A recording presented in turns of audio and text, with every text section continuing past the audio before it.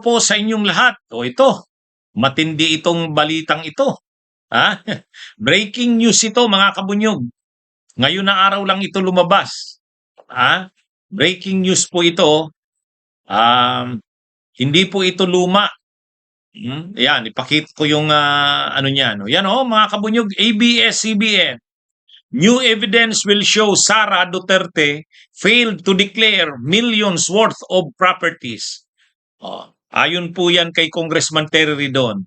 O tingnan nyo yung balita. Please, June 12, 2026, 5:14 p.m. O yun hindi po ito lumang balita. Mga kabunyog.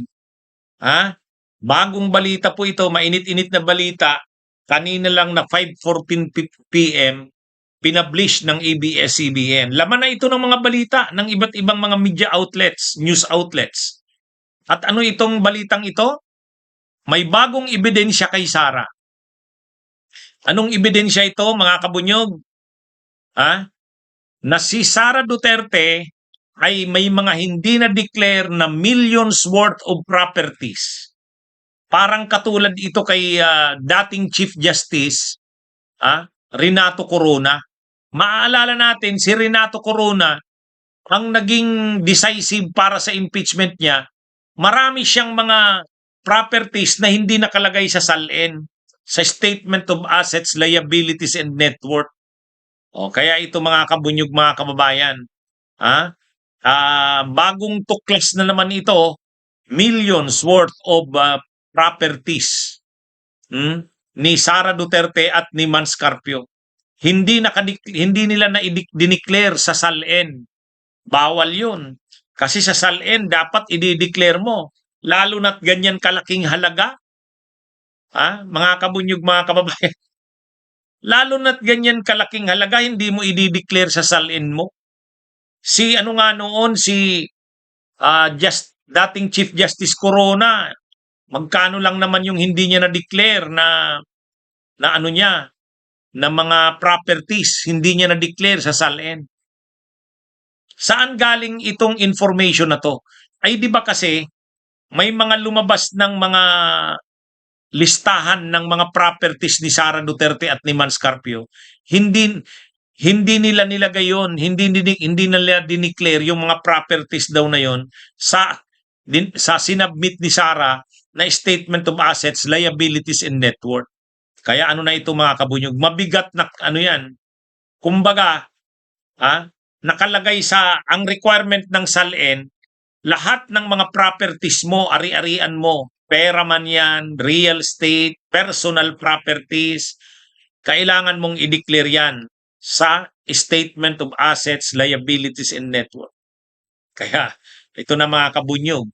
Ngayon, ang ginawa pala ni Sara sa kaniman Scarpio, sa sinubmit na SALN, hindi nakalagay yung mga properties na yon. Mayroon silang hawak ng records. May hawak ng records ang prosecution ng lahat ng mga properties nila Sara at ni Mans Carpio. At hindi yon ito, may nakita silang mga importanteng properties worth millions. Pero hindi nakalagay sa SALN. Bawal yan. Ganyan ang nangyari di ba si ganun din ang nangyari kay dating Chief Justice Maria Lourdes Sereno. SALN din yung issue. Si Corona, SALN din ang issue. Marami siyang mga properties na hindi linagay sa SALN. Chief Justice ka, tapos hindi mo, bakit hindi mo dineclare? Samantalang may mga patunay na sa inyo yun, properties nyo yun. Ito na. Kaya sabi ni Congressman Terry Ridon, matibay itong mga ebidensya na to. Ipipresent daw nila sa pre-trial conference sa June 18. I-introduce na itong ebidensyang ito. Hindi ito nakita noong sa Justice Committee. Hindi ito lumabas itong mga properties na ito. Pero ngayon, dahil may mga hawak ng dokumento ang prosecution, nakita nila na itong ilang mga properties na ito ay hindi nakalagay sa SALN ni Sara. Hindi nakadeclare. Kaya na ito mga kabunyog? Ano na yan ABS-CBN yan Published June 12, 2026. Ngayon lang po yan.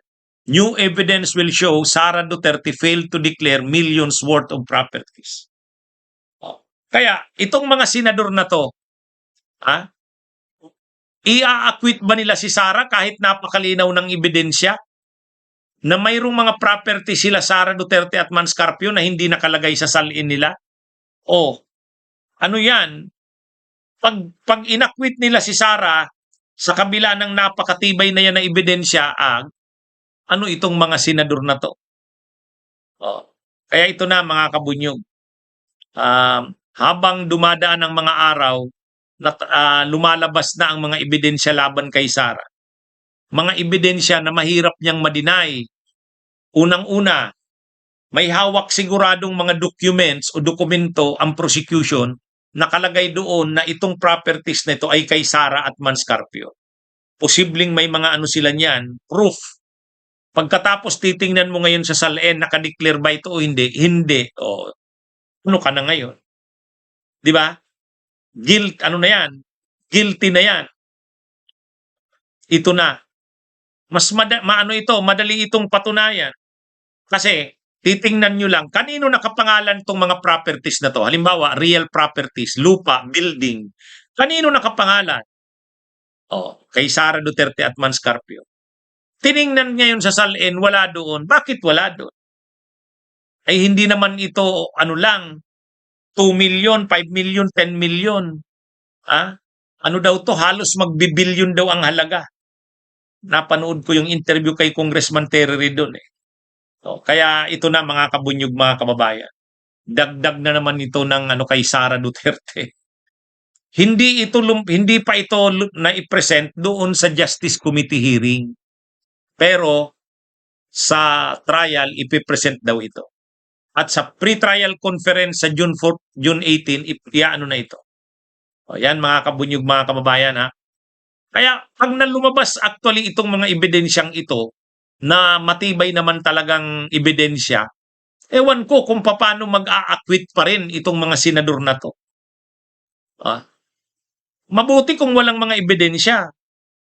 Pwede nilang i-acquit si Sara. Ito ang tibay ng mga ebidensya. Kaya ano na ito mga kabunyog, tapos na si Sara dito.